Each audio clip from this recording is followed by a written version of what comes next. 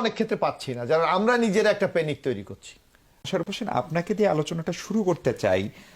জ্বালানি আমরা মানে সরকার হয়ে গেলেই কি আসলে সংকট অস্বীকার করার একটা প্রবণতা তৈরি হয় কিনা? ধরেন, জ্বালানি মন্ত্রী তো বলছেনই, আজকে স্বরাষ্ট্রমন্ত্রীও সংসদে স্পষ্ট করে বলছেন জ্বালানি নিয়ে কোনো সংকট নাই, এবং তার সাপোর্টে তিনি বেশ কিছু পরিসংখ্যান দিয়েছেন। পরিসংখ্যান বলে আসলেও সংকট নাই, কিন্তু বাস্তবতা বলে সংকটটা তীব্র মাত্রার।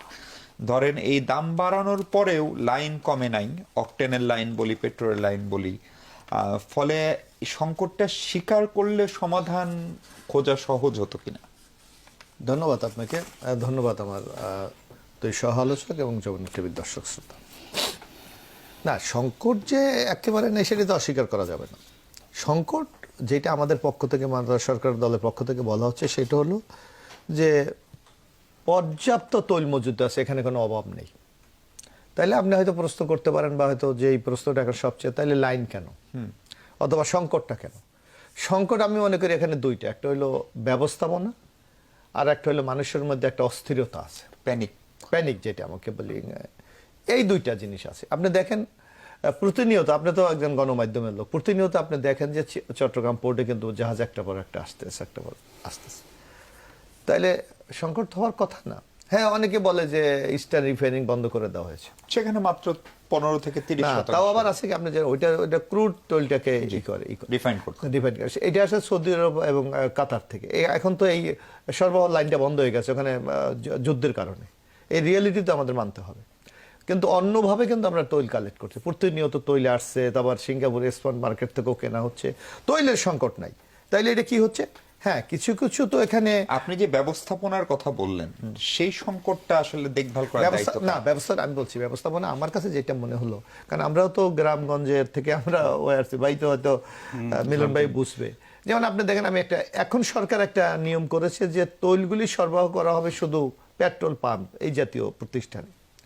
কিন্তু বাংলাদেশে এর বাইরে তো আনুষ্ঠানিক খাতে বহু তৈল, যেমন আপনার কৃষিতে লাগে, মাছ ধরায় লাগে, নানা ক্ষেত্রে লাগে।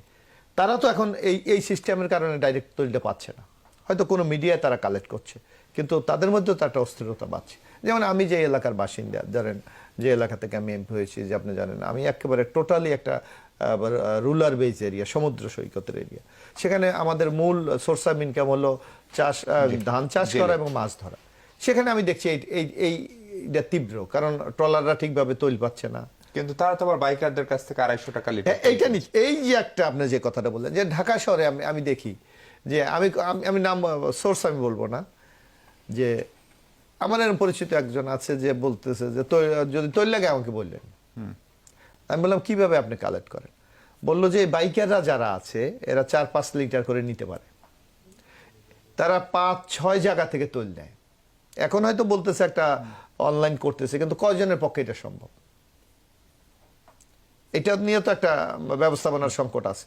তো আমার মনে এই সংকটগুলি একটা প্যানিকের অবস্থা তৈরি করেছে। কিন্তু বেসিক্যালি আমরা রাজনীতিবিদ যারা করি, আমরা কিন্তু জনগণের কাছে আমাদের একটা দায়বদ্ধতা আছে, রাষ্ট্রের কাছে রাষ্ট্রের একটা দায়বদ্ধতা আছে। সেই দায়বদ্ধতা পালন করতে পারছে আমরা অনেক ক্ষেত্রে পাচ্ছি না, যারা আমরা নিজেরা একটা প্যানিক তৈরি করছি। মানে এই যে ধরেন রাজনৈতিক জীবিত, বরং উচিতটা কি এই ক্রাইসিসটাকে কিভাবে আমরা ফেস করি? কারণ এই ক্রাইসিসটা আমাদের তৈরি করা না, এটা বৈশ্বিক একটা গ্লোবাল ক্রাইসিস। আপনাকে আমি বলি, আমাদের তো ক্রাইসিস নাই, আমাদের তো তেলের মজুদ আছে, সবই আছে। তারপর আপনি দেখেন, এখন ধরেন এর মধ্যে সরকার বাধ্য হয়ে কিন্তু তৈলের দাম বাড়িয়েছে, কারণ আপনি জানেন এর আগে বলা হয়েছে প্রতিদিন 167 কোটি টাকা আমরা ভর্তুকি দিচ্ছি। কিন্তু এর কারণে দাম কিছুটা বাড়ানো, তারপরও সেই বাড়ানোর পার্সেন্টেজ বিশ্বের অন্য যে কোনো জায়গায়, মানে আইএমএফ এর প্রেসক্রিপশনের কারণে না। আপনি দেখেন, আমি একটু আপনাকে যদি বলি, এই যে বাংলাদেশের লিটারে বাড়ানো হয়েছে 15 থেকে 20 টাকা কোথাও কোথায়। আর আপনি দেখেন আমরা কম্বোডিয়ার দিকে তাকাই, সেখানে 68% বাড়িয়েছে। মানে কম্বোডিয়ার উদাহরণ আমাদের না, আমি শোনেন না, আমি আরো আছে, ভালো ভালো আছে। কানাডার মতো 28% বাড়িয়েছে। আপনার চীন বাড়িয়েছে, এবং আপনি সবচেয়ে বিশ্বের সবচেয়ে, এবং তারা শুরুতেই বাড়াইছে মোশাররফ ভাই। এবং আপনি দেখেন বিশ্বের সবচেয়ে বেশি তৈল মজুদ আছে মার্কিন যুক্তরাষ্ট্র, তারা পর্যন্ত বাড়িয়েছে। সুতরাং আপনাকে এই যে গ্লোবাল ক্রাইসিসটা যদি আমরা